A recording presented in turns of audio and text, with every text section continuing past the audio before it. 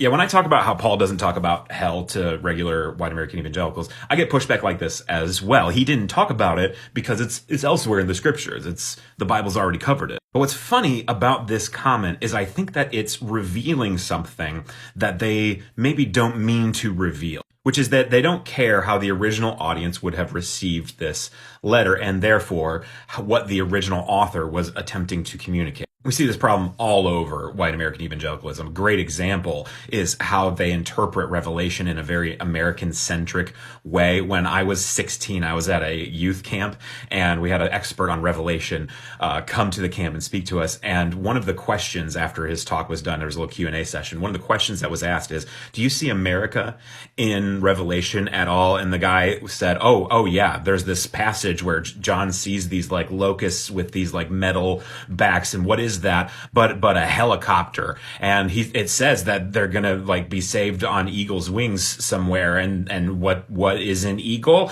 It's America. See, the problem with Paul doesn't talk about it because the Bible's already covered it is that Paul has an audience right in front of him that he's talking to, or there are real people that will be receiving the letter that he is writing to. He isn't writing with us in mind. He's writing with them in mind. So the question becomes, when he's talking to real people or he's communicating with very real people, why is it that he never talks about hell? There's actually a great example of this in Acts 17, where Paul is standing before the cultural elite of Athens, and they've asked him to present the gospel to them, basically.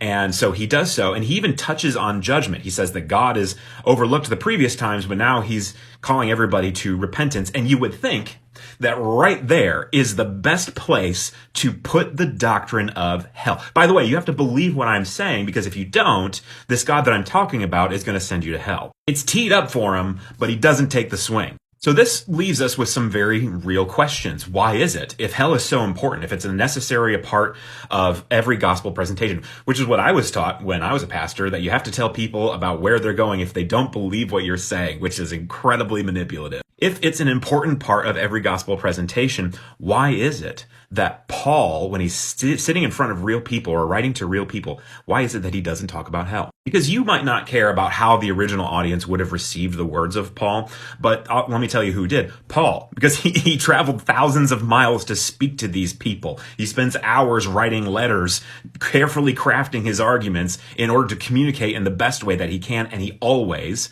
leaves out hell. He doesn't mention it. So you're left with really three options. Either hell's not really that important, and that's why Paul doesn't communicate it, or Paul's a bad missionary, he doesn't like the people that he's talking to, and that's why he doesn't tell them about hell. Or what most critical scholars believe, Paul doesn't believe in hell. He's an annihilationist.